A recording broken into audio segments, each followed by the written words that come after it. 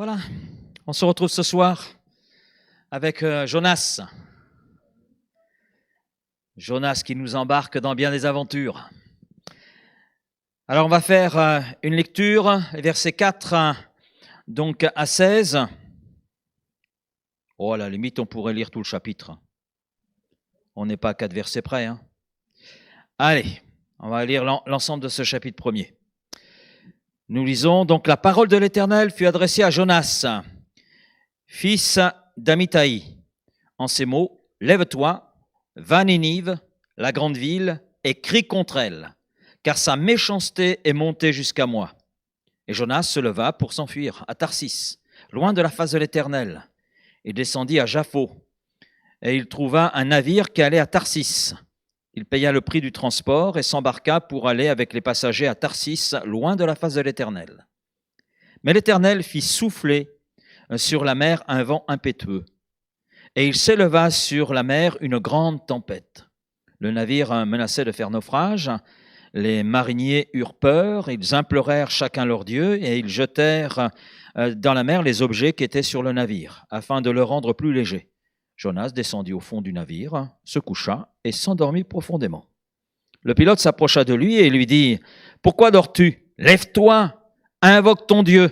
Peut-être voudra-t-il penser à nous, et nous ne périrons pas. » Et ils se dirent l'un à l'autre « Venez, et tirons au sort pour savoir qui nous attire ce malheur. » Ils tirèrent au sort, et le sort tomba sur Jonas.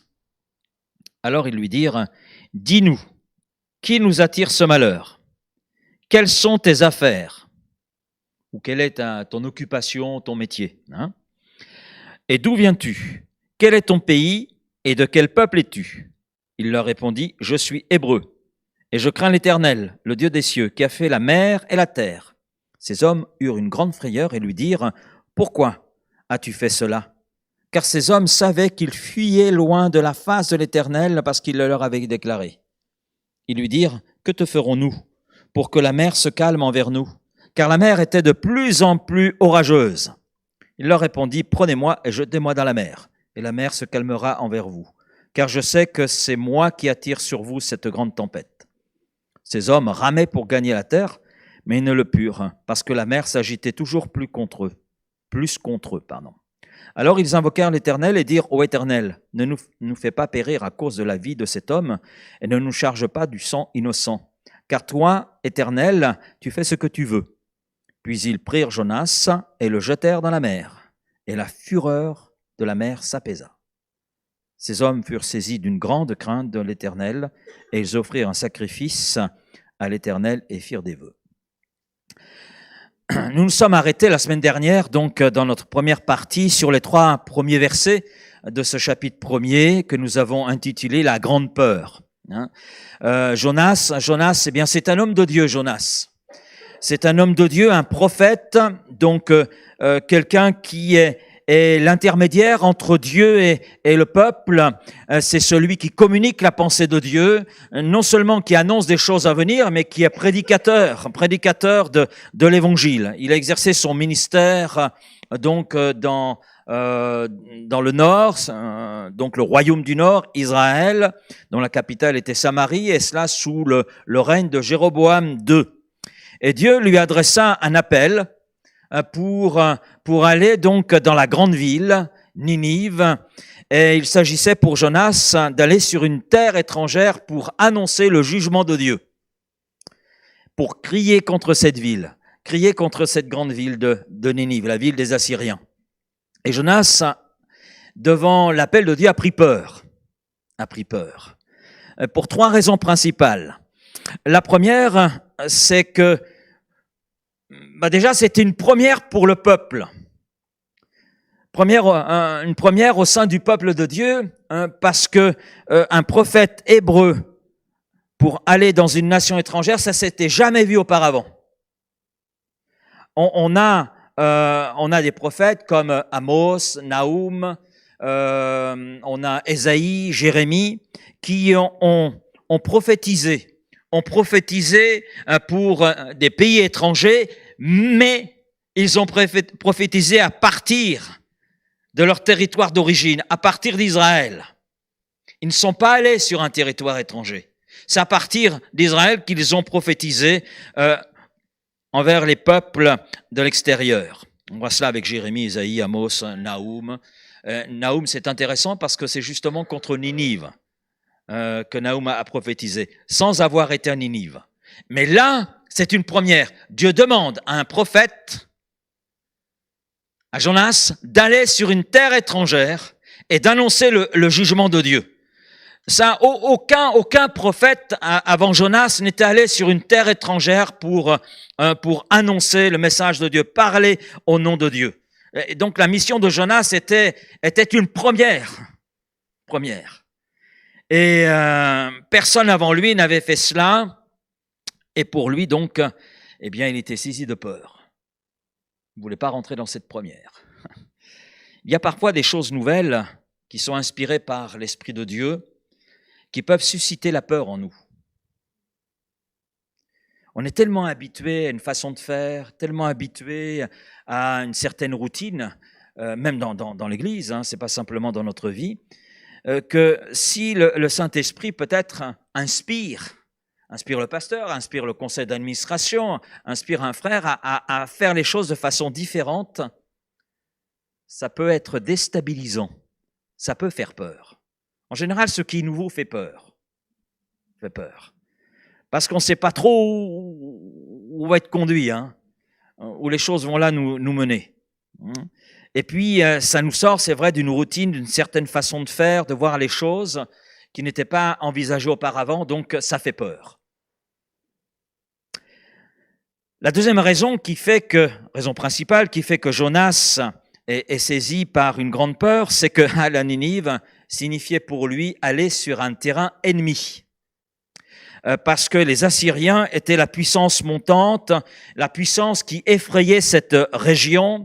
Et puis la cruauté d'ailleurs des Assyriens était connue et suscitait la peur. Il suffisait de parler de Ninive pour que tous ceux autour soient dans la crainte. Et Israël connaissait la cruauté de ces Assyriens. Alors là, un prophète de l'Éternel, un prophète d'Israël, allait sur cette terre ennemie, c'était un peu difficile. Et c'est vrai que parfois, il y a des appels que Dieu adresse et qui peuvent faire peur.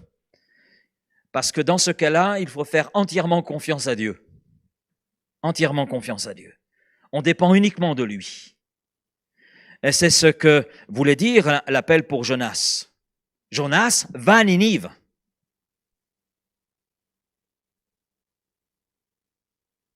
Tout seul? Oui, Jonas, tout seul. C'est toi que j'appelle pour aller à Ninive. C'est toi qui vas aller. Et ça impliquait pour Jonas de faire entièrement confiance à Dieu, de dépendre entièrement de Dieu. Et il allait tout seul, il allait se retrouver tout seul sur un territoire hostile, sur un territoire d'ennemis de son propre peuple. Alors on peut comprendre qu'il se pose un certain nombre de questions. Comment ça va se dérouler? Et puis, est-ce que je vais revenir? Tu me dis d'aller, mais tu n'as pas parlé du retour, Seigneur. C'est vrai qu'il y a des appels comme ça qui peuvent nous effrayer, susciter la peur. Avec Raphaël, nous avons été les premiers missionnaires à nous installer, premiers missionnaires des Assemblées de Dieu de France, à nous installer au Vietnam. Et au départ, je m'en souviens, on avait tout préparé, les filles étaient déjà inscrites à l'école, et il y a des membres du comité missionnaire et comité AEP qui se sont rendus au Vietnam pour un séminaire, ça s'est très mal passé. Et quand ils sont rentrés, ils nous ont téléphoné et ils ont partagé leur peur et leur crainte à l'égard de notre famille. C'est complètement fou d'envoyer une famille là-bas, vous êtes fous, voilà.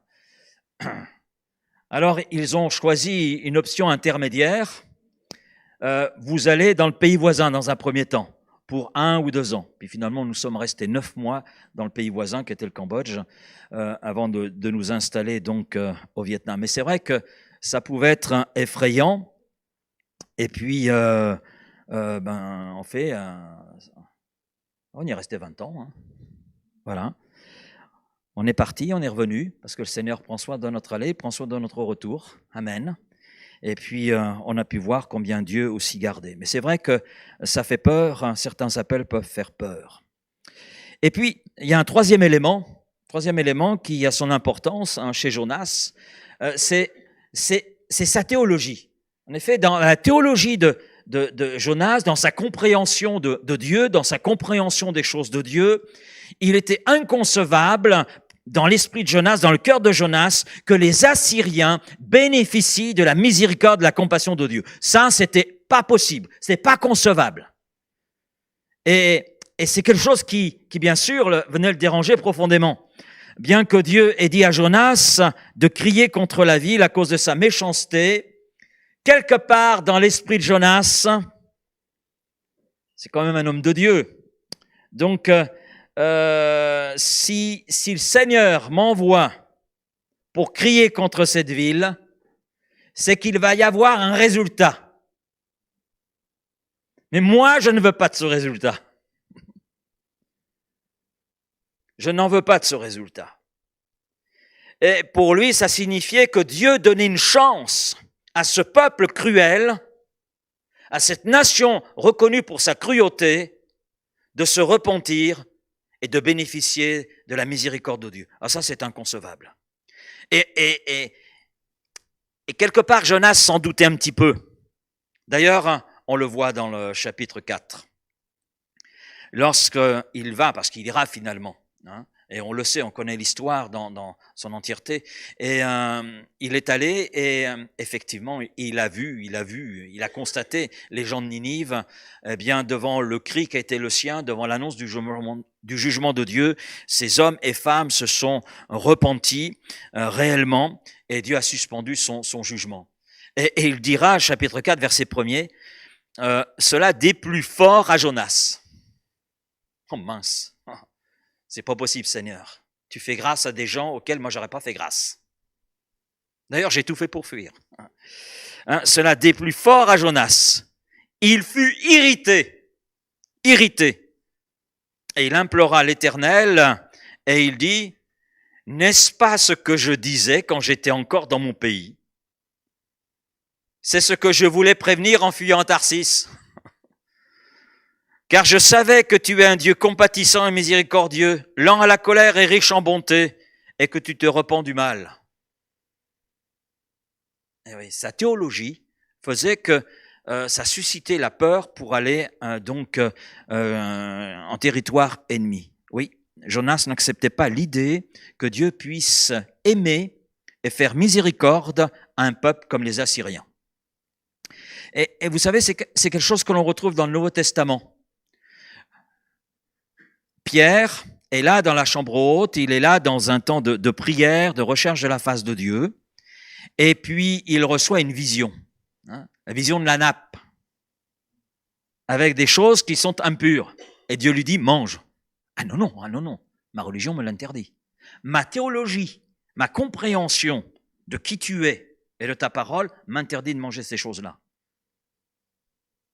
Et en plus, c'est Dieu qui lui dresse le menu, hein. D'accord, c'est une vision qui vient de la part de Dieu, c'est Dieu qui met sur la nappe des aliments. Et on sait que cette vision, en fait, avait pour but de préparer le cœur de l'apôtre Pierre. En vue d'aller où? D'aller chez un païen, d'aller chez Corneille. On voit cela dans Acte 10. Et nous savons que oui, suite à cette vision, Pierre a compris, il est allé chez Corneille, il a répondu à l'invitation. Mais nous savons qu'après cet événement, après Acte 10, il y a Acte 11.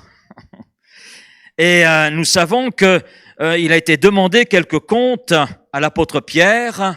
Il a dû se rendre donc à Jérusalem. Il y a eu une convention là, des assemblées de Dieu de l'époque, et ce n'est qu'après avoir donné les explications, donc à savoir la vision reçue de Dieu, ce que la prédication de l'Évangile a produit dans le cœur de Corneille et chez tous ceux qui étaient là, et après avoir expliqué que le Saint-Esprit, avant même qu'il ait fini, le Saint-Esprit c'est là manifesté comme au jour de la Pentecôte, ce n'est qu'après ce rapport complet et détaillé que l'ensemble de l'assemblée a remercié Dieu.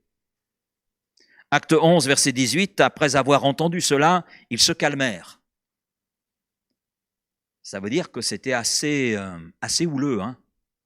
S'ils ont eu besoin de se calmer, c'est qu'ils étaient un peu en colère, irrités. Donc, après avoir entendu cela, ils se calmèrent et ils glorifièrent Dieu en disant « Dieu a donc, on est là placé devant l'évidence, Dieu a donc accordé la repentance aussi aux païens afin qu'ils aient la vie. » Parfois, dans l'Église de Jésus-Christ, nous retrouvons ce que j'appellerais, pour la circonstance, j'invente le mot, donc la jonasite. La jonasite, c'est-à-dire la pensée que telle catégorie de personnes ne peut pas avoir part à la grâce de Dieu. Pour, par exemple, des raisons du style, ces gens sont trop enfoncés dans le péché pour connaître la grâce, pour bénéficier du pardon de Dieu. Un jour, je suis allé dans un pays étranger, dans une région plutôt hostile, où il fait plus que froid d'ailleurs. Et là, j'ai visité un groupement d'églises, à peu près 70 églises à ce moment-là. Et je me suis réjoui au milieu de l'équipe pastorale, de ces hommes et femmes qui étaient là. Et plusieurs pasteurs m'ont donné leur témoignage, comment ils étaient venus à la foi en Jésus-Christ. Et puis, ils m'ont expliqué aussi comment l'œuvre avait débuté, comment les choses avaient démarré dans cette région de la Sibérie, et proche de la frontière avec la Corée du Nord. Et comment les gens, finalement, sont venus à la connaissance de Jésus-Christ. Et m'ont expliqué les choses et m'ont donné quelques éléments sur la majorité des gens composant ce groupement d'églises. Et en fait, tout a commencé par un homme, un toxicomane. Un homme qui était sous l'emprise de l'héroïne. Et il a reçu le témoignage de l'évangile et il s'est converti. Et puis il a connu une entière délivrance. Et alors qu'il était en direction des États-Unis, il avait choisi de quitter cette région, de quitter son pays pour aller aux États-Unis. Et là, dans l'avion le conduisant vers les États-Unis, il y a l'appel de Dieu qui retentit dans son cœur. Retourne dans ton pays, prêche l'évangile. Alors, il est bien arrivé aux États-Unis, voilà, et il a fait le chemin retour. Et parce qu'il a répondu à l'appel de Dieu, qui était très fort dans son cœur, alors il est allé prêcher là, au milieu des laissés pour compte, et Dieu a fait une belle œuvre, et une œuvre d'ailleurs qui se poursuit aujourd'hui. Et en fait, quand j'ai discuté avec une partie de l'équipe pastorale, et puis pas mal de gens dans cette église, dans ces églises, j'ai été étonné parce qu'une bonne partie des chrétiens, en fait, étaient d'anciens SDF, d'anciens toxicomanes, d'anciens alcooliques, d'anciennes, ça serait plus juste, d'anciennes prostituées. Et quand j'ai écouté tous les témoignages, et que j'ai interrogé un petit peu comme cela, j'étais loin d'imaginer qu'une bonne partie de l'auditoire de ces églises était composée de telles personnes.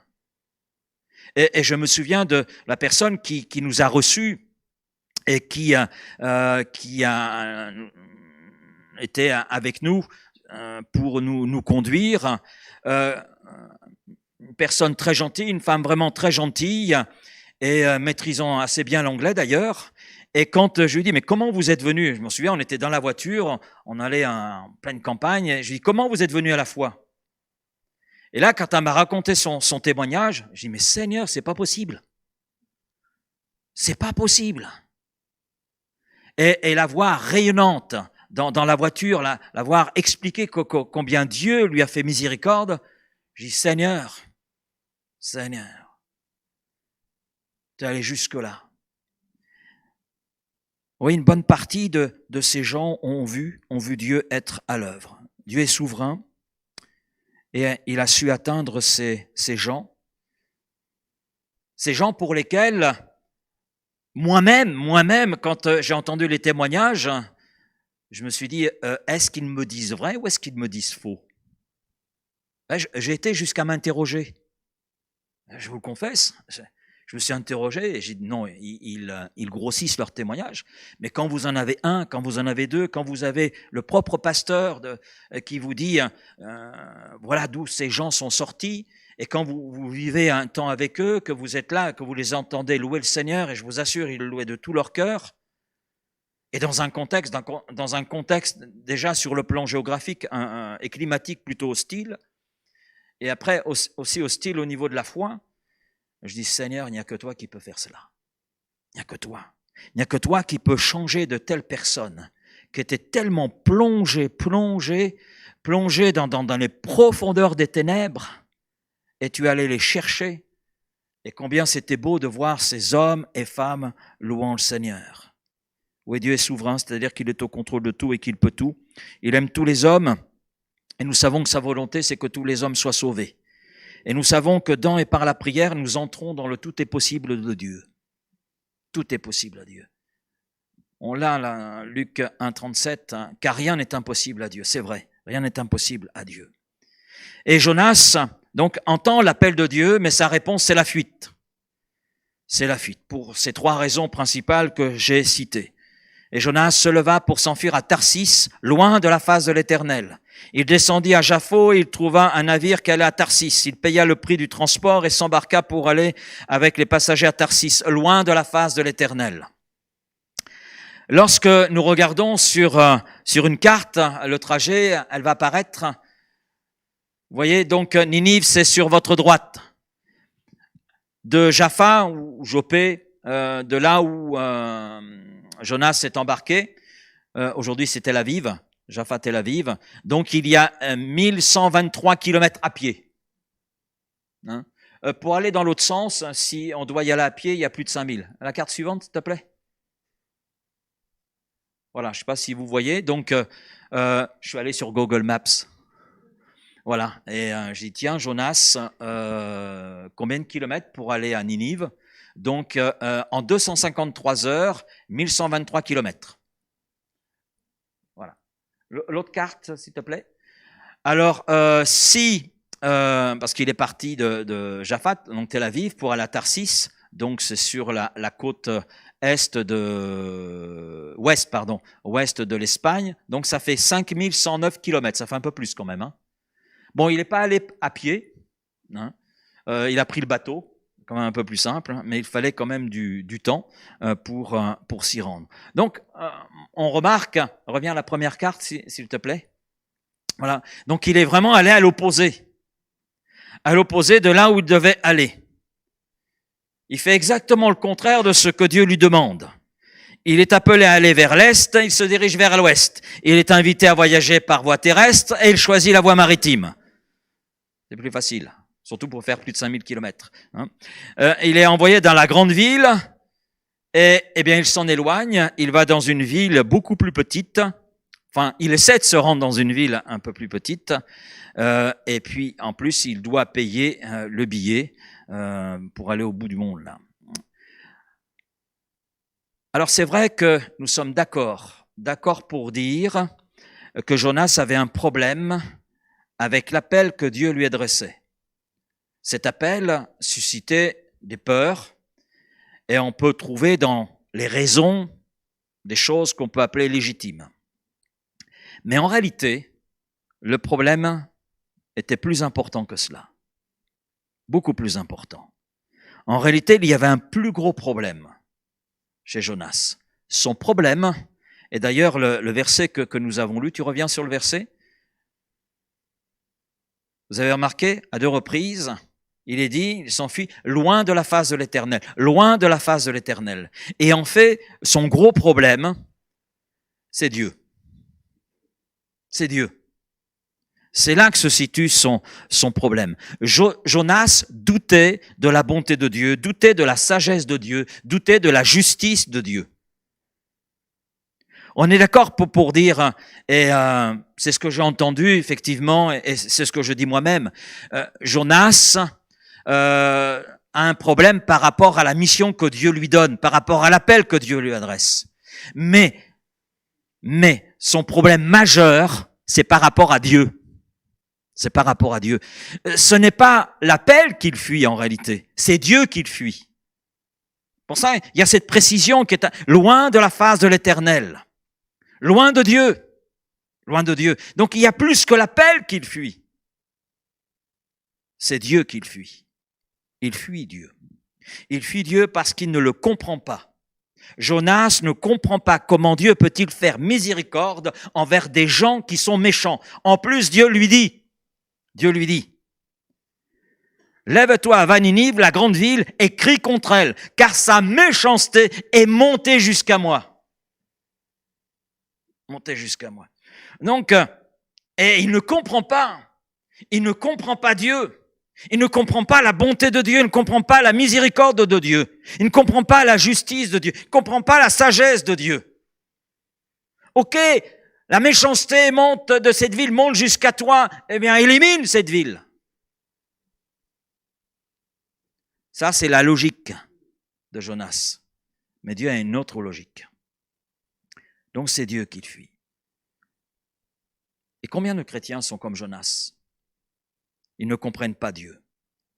Le prophète Ésaïe nous dit ceci, Ésaïe 55, « Car mes pensées, c'est le verset 8, « Car mes pensées ne sont pas vos pensées, et vos voix ne sont pas mes voix, dit l'Éternel. Autant les cieux sont élevés au-dessus de la terre, autant mes voix sont élevées au-dessus de vos voix, et mes pensées au-dessus de vos pensées. » Et en regardant Jonas, je me dis, mais lorsque nous nous trouvons confrontés à une épreuve, lorsque nous nous trouvons confrontés à la maladie, à une difficulté, quelle est la première question qui vient à notre esprit ? La première question. En fait, la première question, c'est un mot. Pourquoi ? Pourquoi ? Pourquoi cela m'arrive-t-il ? Pourquoi cela me tombe dessus ? Pourquoi ? Ensuite, nous nous posons la question de savoir quel est le sens de ce qui nous arrive. Lorsque j'étais hospitalisé pour une intervention au niveau du dos suite à un rétrécissement du canal lombaire qui risquait de me conduire à la paralysie des membres inférieurs, le diagnostic était posé et puis les chirurgiens m'ont dit « c'est pas de souci, vous rentrez le lundi, vous sortez le vendredi ». C'est bénin. C'est bénin. Pas de souci. Donc maintenant Dieu nous avait parlé aussi avec Raphaël, donc on avait quelques doutes. Voilà. Et lorsque je suis rentré en France pour me faire opérer donc au CHU de Bordeaux, dans un service spécialisé, oui, je suis bien rentré le lundi pour être opéré le mardi, mais je suis sorti 4 mois et demi plus tard. Et en fait, d'une intervention, il y en a eu 2. J'ai échappé à la 3e et je suis sorti avec une épée de Damoclès sur ma tête. Alors c'est sûr, quand vous êtes comme cela, en plus immobilisé, en plus suite à des examens, on m'annonce que j'avais un cancer, et donc j'étais tout seul à l'hôpital. Donc c'est sûr que vous vous posez un certain nombre de questions. Quel est le sens de tout cela ? D'abord, la première question, c'est pourquoi ? Et je pense que nous sommes tous pareils là-dessus. Et je ne fais pas exception, tout pasteur que je suis. Parce que bien qu'étant homme de Dieu, je suis homme avant d'être de Dieu. Avec tout ce que cela signifie. Alors on commence à se poser la question pourquoi, puis ensuite quel est le sens de tout ce qui arrive. Et puis on en arrive à une autre question. Est-ce que Dieu sait vraiment ce qu'il y a de mieux pour moi ? Est-ce que je ne sais pas mieux que lui ? Ce sont les questions que nous nous posons. Nous doutons que Dieu soit bon ou qu'il s'engage à assurer notre bonheur. C'est quelquefois les situations, nous ne voyons pas la bonne raison qui fait que Dieu permette cela, permette cette épreuve, permette cette maladie, permette cette situation. Et ça nous déstabilise, ça suscite un inconfort intérieur. Et Jonas aime Dieu. On ne va pas lui reprocher. Il aime Dieu. Il aime Dieu. C'est un prophète, c'est un homme de Dieu. Il a vu Dieu à l'œuvre. Mais il ne le comprend pas. Il ne le comprend pas. Il ne comprend pas son intérêt pour Ninive. Pourquoi Dieu porte-t-il une attention sur des gens qui sont méchants? Pourquoi devrais-je aller les voir pour leur dire « vous êtes méchants » ? Il ne comprend pas Dieu. Et d'ailleurs, cette incompréhension est renforcée par le fait que, par l'intermédiaire du prophète Naoum, on y revient, Dieu a prophétisé peu de temps avant Jonas la destruction de Ninive. On trouve Naoum chapitre 2 verset 13, « Voici, j'en veux à toi, dit l'Éternel des armées. Je réduirai tes chars en fumée, l'épée dévorera tes lionceaux, j'arracherai du pays ta proie, et l'on n'entendra plus la voix de tes messagers. » Et au chapitre 3, « Malheur à la ville sanguinaire. » Naoum parle à Ninive, hein, mais il parle d'Israël. Il est en Israël malheur à la ville sanguinaire, pleine de mensonges, pleine de violence, et qui ne cesse de se livrer à la rapine. Et Jonas connaît cette prophétie. Il sait ce qui a été prophétisé. Et quand on regarde, Jonas dans la Bible n'est pas le seul à avoir vécu cette incompréhension de Dieu. Cela était la situation de Job. Dans tout ce qui lui est arrivé, c'est vrai, Job n'attribua rien d'injuste à Dieu, mais il était dans l'incompréhension. Dans l'incompréhension. Dans une incompréhension, j'allais dire même plus grande, si on devrait évaluer à ce niveau-là, plus grande que celle que pouvait connaître Jonas. Il ne comprenait pas le sens de tout ce qui lui arrivait, toute cette succession d'événements, de malheurs. Mais quelque temps plus tard, il en arrivera à dire, Job, chapitre 42, verset 1, « Je reconnais que tu peux tout. » Alors quand je lis ça, ça veut dire qu'auparavant, il ne reconnaissait pas que Dieu pouvait tout. Je reconnais que tu peux tout et que rien ne s'oppose à tes pensées. Ça veut dire qu'il pensait aussi le contraire. Quel est celui qui a la folie d'obscurcir mes desseins? Et Job continue, oui, j'ai parlé sans les comprendre. Job qui dit ça. J'ai parlé sans les comprendre, de merveilles qui me dépassent et que je ne conçois pas. Waouh! Écoute-moi et je parlerai, je t'interrogerai et tu m'instruiras. Mon oreille avait entendu parler de toi, mais maintenant, mon œil t'a vu. Il y a bien des choses qui nous sont arrivées et dont nous ne comprenons pas le sens encore aujourd'hui. On reste avec des pourquoi. Moi, il y a des choses pour lesquelles je reste avec un pourquoi. Parce que Dieu ne nous a pas donné la raison. Il ne nous a pas donné les explications. Il ne nous a même pas donné le mode d'emploi. La seule chose qu'il nous dit, fais-moi confiance. J'ai des projets de paix et de bonheur, non de malheur. Alors pourquoi ça m'arrive? Pourquoi suis-je malade? Pourquoi est-ce que je rencontre cette situation? Alors devant les incompréhensions qui sont les siennes, eh bien Jonas choisit une solution, c'est la fuite. Et quelque part, Jonas me fait penser à tous ceux et celles qui ont fui loin de la face de Dieu. Ceux que l'on appelle, et c'est un terme que je n'aime pas parce que c'est pas très juste, ceux que l'on appelle les rétrogrades. Et le décor évangélique dans notre pays, décor chrétien, le décor de chaque église locale, et nous sommes compris, est marqué par une quantité de Jonas, de gens qui ont fui Dieu, parce qu'ils n'ont pas compris qui était Dieu. Ils n'ont pas compris. Comme Jonas n'a pas compris. Comme Job a mis du temps avant de comprendre.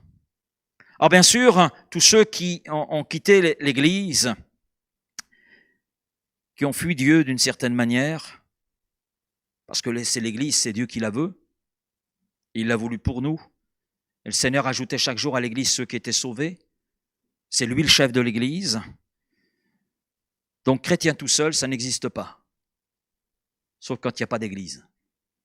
Mais même quand il n'y a pas d'église, Dieu sait en créer une. C'est en créer une. Alors bien sûr, chacun de ceux qui ont quitté l'église vont présenter des raisons. Et les raisons en général qu'ils évoquent sont des raisons à leurs yeux qui sont valables. Mais ils ne se sont jamais posé la question de savoir si aux yeux de Dieu c'était valable. Parce que ce qui est valable à nos yeux n'est pas forcément valable aux yeux de Dieu. C'est ce que nous avons lu dans Ésaïe 55 et verset 8 et 9. Mais il faut le reconnaître, la fuite, comme ce fut le cas pour Jonas, est une fuite qui, à mes yeux, et surtout à la lumière du témoignage de Jonas et d'autres témoignages dans l'Écriture, révèle une part d'égoïsme. Quand on regarde Jonas, dans sa fuite, il y a toute une part d'égoïsme. Dans son incompréhension de Dieu, il y a une part d'égoïsme qui est là. Si nous examinons bien, Jonas est tourné sur lui. Il est centré sur lui, sur son incompréhension de Dieu et sur le fait qu'il ne veut pas se remettre en question, envisager de penser autrement. Envisager, oui, que Dieu aime tous les hommes, qu'il aime les gens méchants, comme les gens bons. Y a-t-il des gens bons? Le meilleur d'entre nous est semblable à un buisson d'épines, dit l'Écriture. Mais Jonas a ses raisons. Il a peut-être évoqué certaines raisons devant Dieu.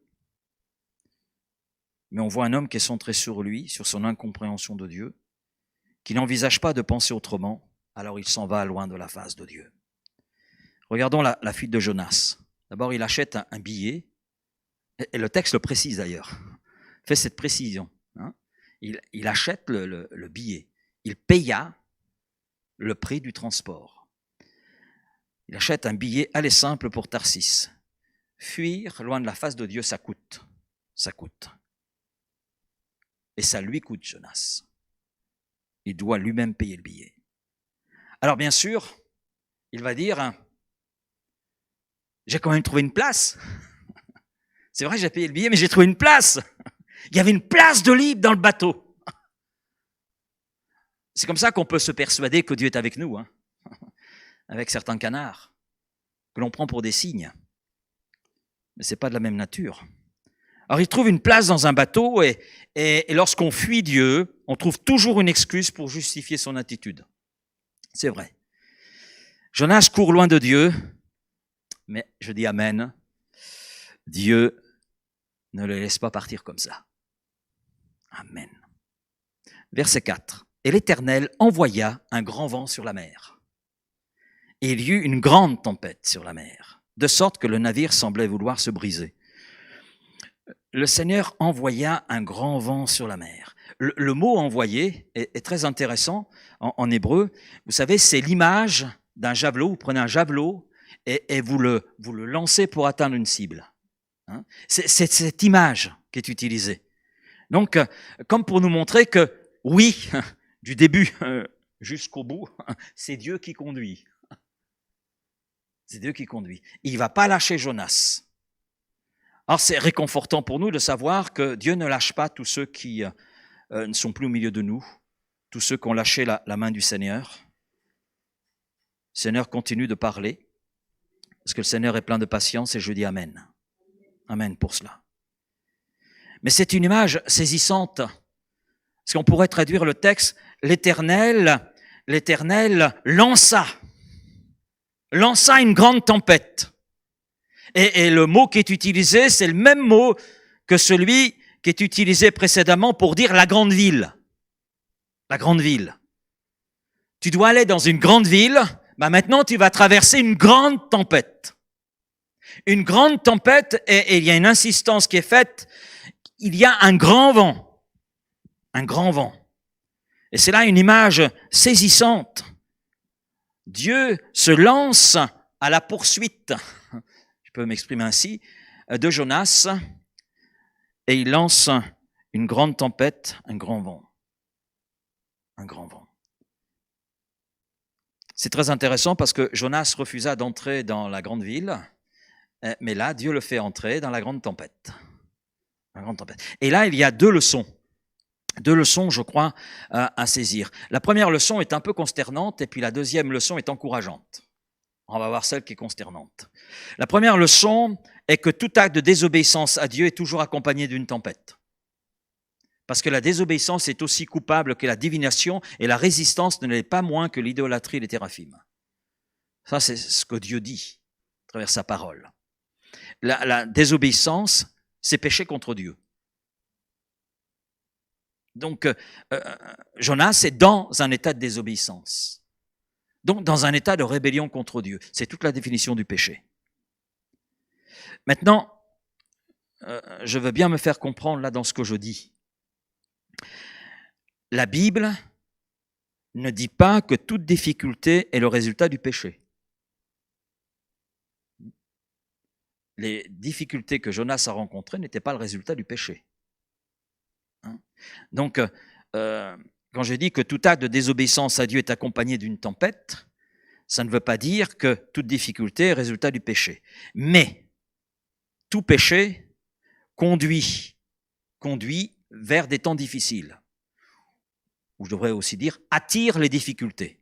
Pécher, c'est s'attirer les difficultés. Parce qu'il est évident que si nous marchons en opposition à Dieu, nous nous mettons nous-mêmes en danger. Jonas se met lui-même en danger. Dieu lui a demandé d'aller à Ninive, aller à pied, c'est sécurisant. Là, il doit prendre la mer. Il se met en danger. Dans la situation de Jonas, c'est vrai que les résultats de sa désobéissance sont immédiats et dramatiques. Il y a une puissante tempête qui est dirigée directement sur Jonas. Et je crois que sa soudaineté et sa fureur sont quelque chose que même les marins païens ont discerné comme étant de sources surnaturelles. C'est intéressant de voir le comportement, on y reviendra tout à l'heure, comportement de ces marins. C'est des hommes expérimentés. Mais là, ce qu'ils sont en train de vivre suscite aussi la peur. Ils sont terrifiés. Et conscients que ce qui leur arrive est d'une source surnaturelle. Ils ne comprennent pas, mais pour eux, c'est d'origine surnaturelle. Ces marins païens ont ce discernement. Bien sûr, chez Jonas, les résultats de sa désobéissance, oui, sont immédiats et dramatiques. Chez d'autres, les résultats peuvent intervenir dans le temps. C'est pas forcément immédiat, parce qu'il n'y a rien de systématique en Dieu. Mais il y a toujours un moment où les effets de la désobéissance se font ressentir. Il y a toujours un moment pour cela. La deuxième leçon, c'est la leçon encourageante. Les tempêtes peuvent nous réveiller à des vérités que nous ne verrions jamais autrement. Les tempêtes peuvent développer dans le cœur du non-croyant la foi, mais ça peut aussi conduire le croyant dans la foi, dans l'espoir, dans l'amour, la patience, l'humilité, la maîtrise de soi. Voilà certaines des choses que la tempête peut la produire dans le cœur. Ça peut éveiller sur une meilleure compréhension de Dieu. C'est ce qui se passe pour Job. Ce qu'il a traversé l'a conduit à avoir un éveil sur qui était Dieu, sur la bonté de Dieu, la souveraineté de Dieu, la puissance de Dieu. Dieu est un pédagogue. Amen. Un pédagogue dans son amour, et nous allons le voir dans sa relation avec Jonas. Et puis, j'ai remarqué aussi que Dieu est un pédagogue qui sait faire preuve d'humour. Ouais. Versets 5 et 6. Les mariniers eurent peur. Ils implorèrent chacun leur Dieu. Ils jetèrent dans la mer les objets qui étaient sur le navire afin de le rendre plus léger. Jonas descendit au fond donc du navire, se coucha et s'endormit profondément. Le pilote s'approcha de lui et lui dit « Pourquoi dors-tu ? Lève-toi, invoque ton Dieu. Peut-être voudra-t-il penser à nous et nous ne périrons pas. » Alors, c'est très intéressant. Dans sa fuite, Jonas doit payer son billet. On commence par là. Dans un second temps, Jonas entre dans un sommeil spirituel.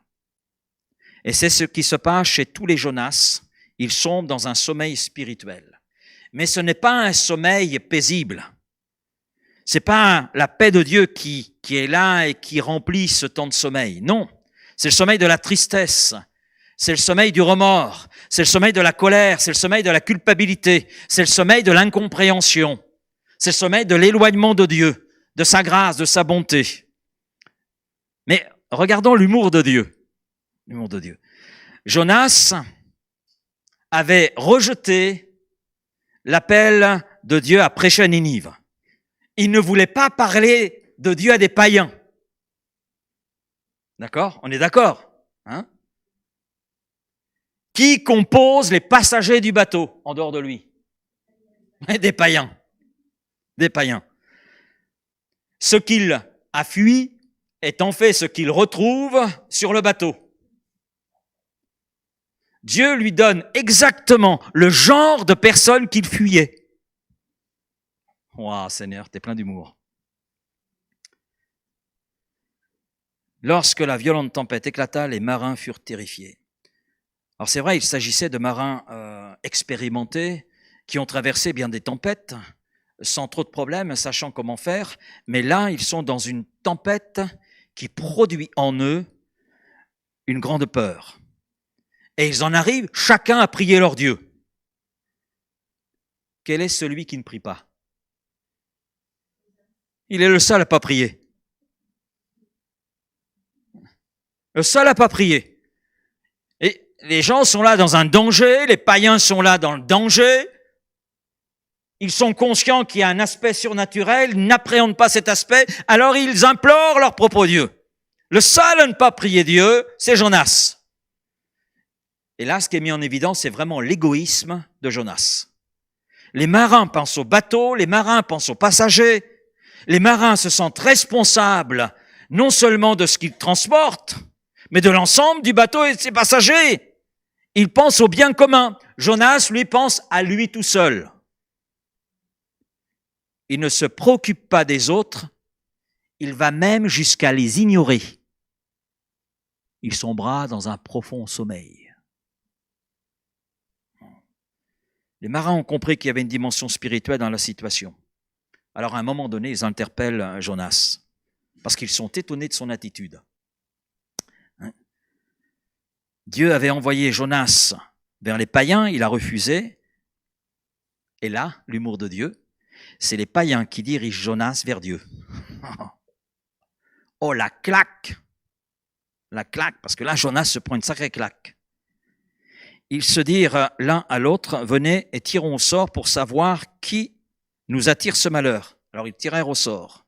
Et le sort tomba sur Jonas, comme par hasard.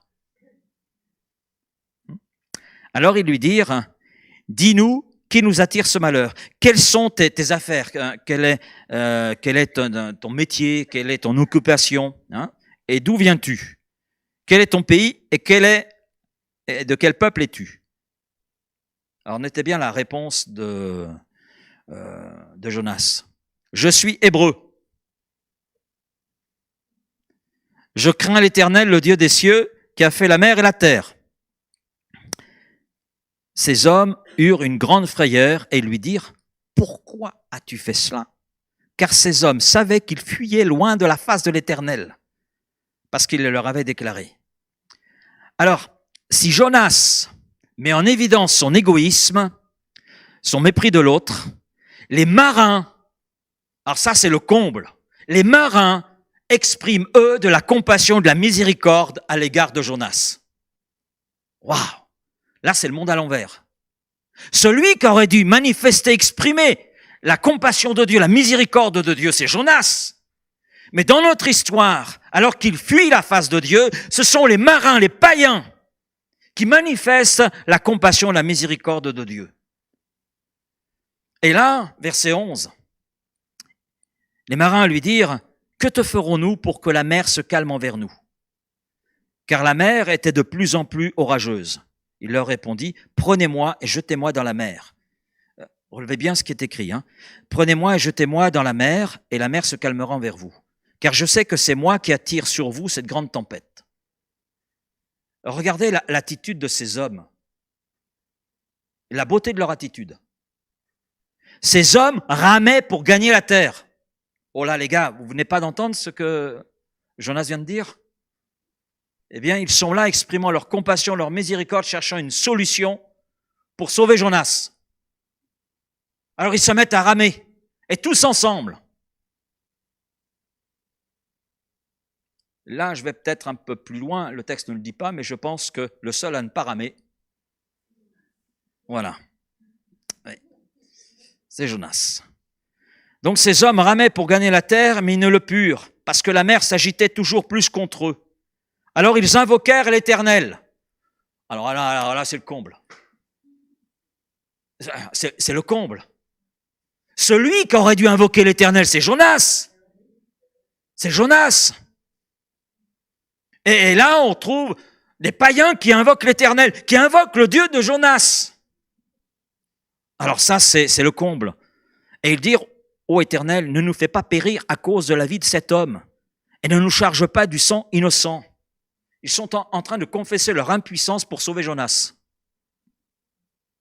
Car toi, Éternel, tu fais ce que tu veux. Oh, la leçon, là, Jonas. T'entends ce qu'ils disent? Oh, Jonas. Puis ils prirent Jonas et le jetèrent dans la mer. Et la fureur de la mer s'apaisa. Ces hommes furent saisis d'une grande crainte de l'Éternel. Notez le contraste. Jonas dit, je crains l'Éternel. Mais là, ces hommes, ils furent saisis d'une grande crainte de l'Éternel. Et ils offrirent un sacrifice à l'Éternel et firent des vœux. La beauté de ces hommes, les marins ont cherché une solution pouvant épargner Jonas. Et même quand Jonas propose d'être jeté par-dessus bord, en leur disant, mais c'est moi qui suis le responsable, vous me jetez par-dessus bord, voilà, la tempête va s'apaiser, eh bien ils font néanmoins tout leur possible pour éviter de le faire. Ils lui témoignent à Jonas, ainsi qu'au Dieu de Jonas, le plus grand respect. Les marins manifestent une compassion qui aurait dû réveiller Jonas et le conduire à s'humilier. Bien non, il s'enferme encore davantage. Il voit les marins placer leur foi dans son Dieu, et lui, il est incapable de le voir et incapable de s'en réjouir. Il est tellement tourné vers lui-même qu'il ne voit même pas la grâce de Dieu se manifester à l'égard de ses passagers qui sont dans une grande tempête, non pas par leur faute, mais à cause de Jonas. Et qui, quelque part, avaient toutes les raisons de le jeter par-dessus bord depuis un bon moment. Depuis un bon moment. Avaient toutes les raisons de lever le poing contre Dieu. Ils avaient toutes les raisons de dire à Jonas, ton Dieu, on n'en a rien à faire, il nous met dans la panade, on te jette par-dessus bord, on sera débarrassé de toi et de cette tempête. Ben, merci Seigneur, ils n'ont pas réagi comme ça. Et il y a dans ce passage beaucoup de leçons. On va en voir qu'une ce soir. Et cette première leçon, c'est que les gens du monde que représentent les marins sont en droit de juger l'Église représentée par Jonas. Jonas et les marins sont dans le même bateau, on est d'accord? Cela veut dire que chrétiens ou non chrétiens, nous sommes dans le même bateau. C'est ce qui conduit d'ailleurs Jésus à dire « Je ne te prie pas, Père, de les ôter du monde, mais de les préserver du mal. » Jean 17, 15. Les marins sentent qu'ils ne peuvent pas se sauver par leurs propres moyens. Ils ne peuvent pas être sauvés, d'ailleurs, sans l'aide de Jonas. Ils sont conscients de cela. Mais Jonas ne fait rien pour les aider. Je trouve ça terrible. Terrible.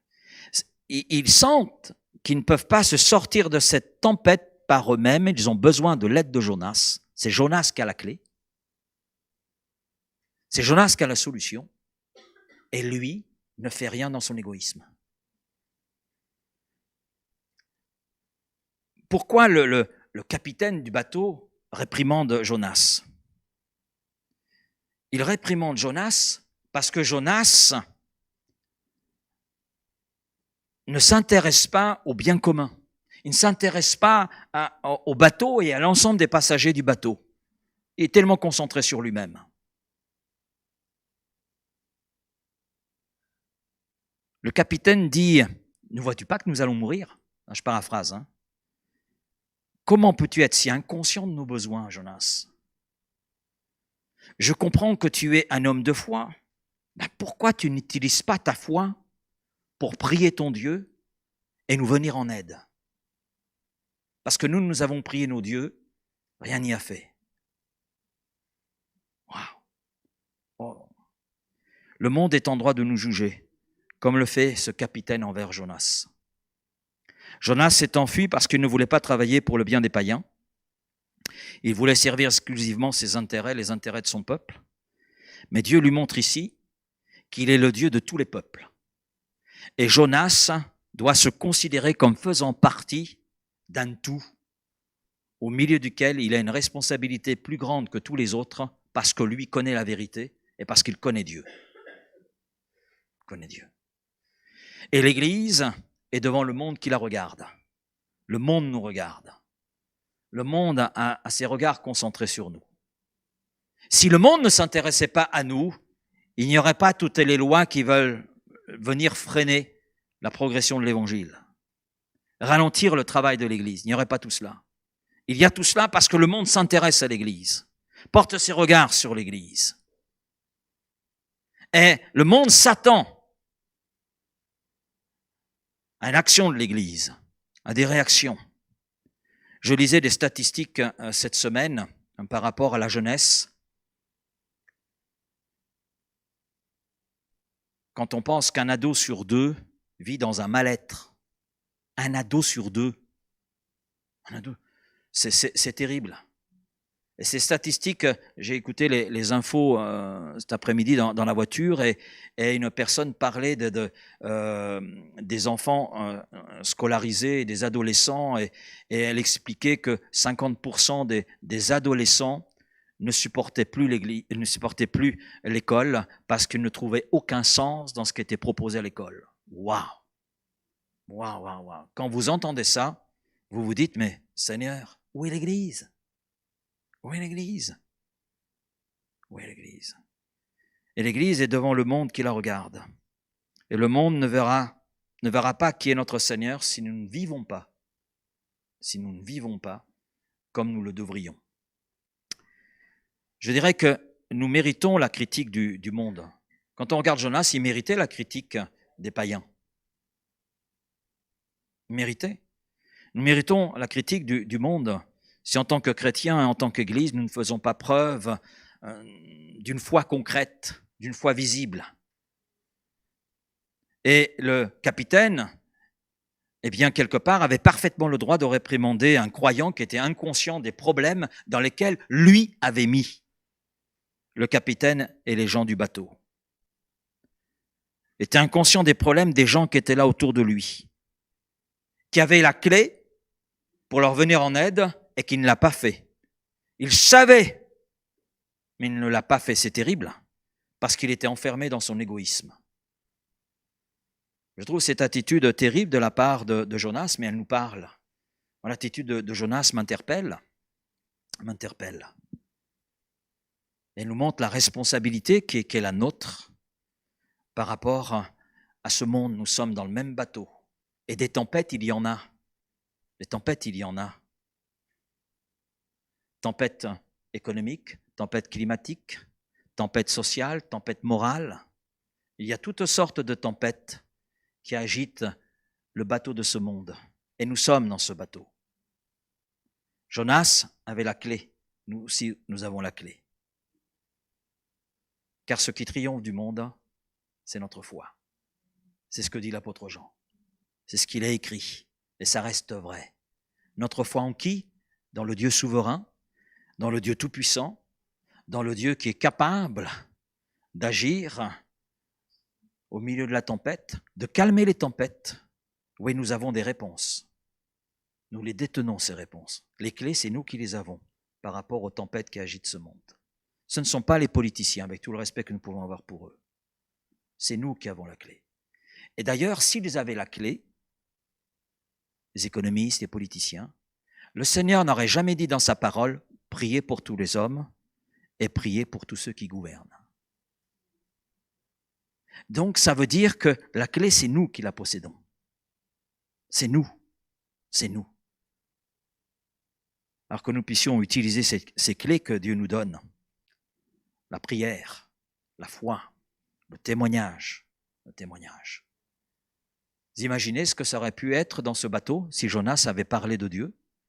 En plus, quand vous regardez bien, on lui demande quel est ton métier, quelle est ton occupation. C'est la première question.